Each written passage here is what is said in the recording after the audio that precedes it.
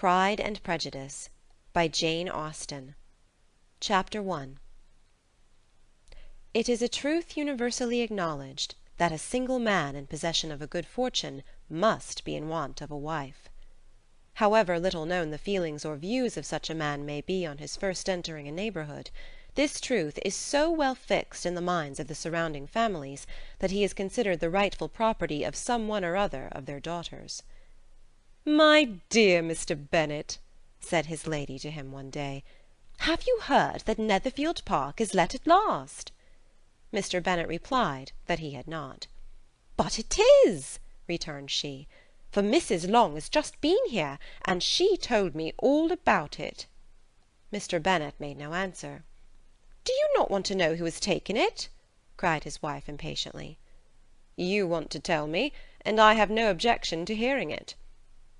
This was invitation enough. "Why, my dear, you must know Mrs. Long says that Netherfield is taken by a young man of large fortune from the north of England, that he came down on Monday in a chaise and four to see the place, and was so much delighted with it that he agreed with Mr. Morris immediately, that he is to take possession before Michaelmas, and some of his servants are to be in the house by the end of next week." "What is his name?" "Bingley." "Is he married or single?" "Oh, single, my dear, to be sure. A single man of large fortune, 4,000 or 5,000 a year. What a fine thing for our girls!" "How so? How can it affect them?"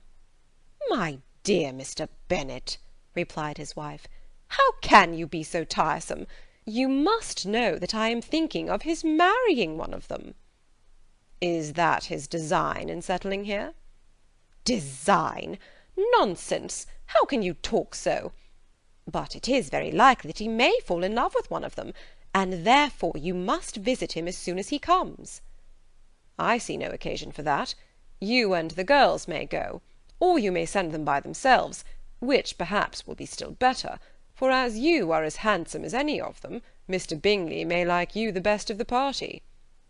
"My dear, you flatter me. I certainly have had my share of beauty, but I do not pretend to be anything extraordinary now. When a woman has 5 grown-up daughters, she ought to give over thinking of her own beauty." "In such cases a woman has not often much beauty to think of." "But, my dear, you must indeed go and see Mr. Bingley when he comes into the neighbourhood." "It is more than I engage for, I assure you." "But consider your daughters. Only think what an establishment it would be for one of them. Sir William and Lady Lucas are determined to go, merely on that account, for in general, you know, they visit no newcomers. Indeed you must go, for it will be impossible for us to visit him if you do not." "You are over-scrupulous, surely. I dare say Mr. Bingley will be very glad to see you, and I will send a few lines by you to assure him of my very hearty consent to his marrying whichever he chooses of the girls, though I must throw in a good word for my little Lizzy." "I desire you will do no such thing. Lizzy is not a bit better than the others, and I am sure she is not half so handsome as Jane, nor half so good-humoured as Lydia. But you are always giving her the preference." "They have none of them much to recommend them," replied he. "They are all silly and ignorant, like other girls, but Lizzy has something more of quickness than her sisters." "Mr. Bennet, how can you abuse your own children in such a way? You take delight in vexing me.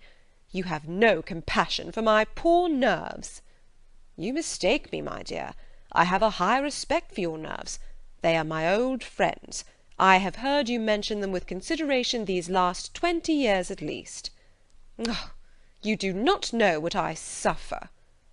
"But I hope you'll get over it, and live to see many young men of 4,000 a year come into the neighbourhood."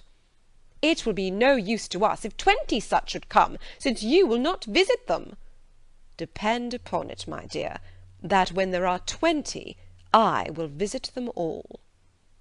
Mr. Bennet was so odd a mixture of quick parts, sarcastic humour, reserve, and caprice, that the experience of 23 years had been insufficient to make his wife understand his character. Her mind was less difficult to develop. She was a woman of mean understanding, little information, and uncertain temper. When she was discontented, she fancied herself nervous. The business of her life was to get her daughters married, Its solace was visiting and news. End of Chapter 1.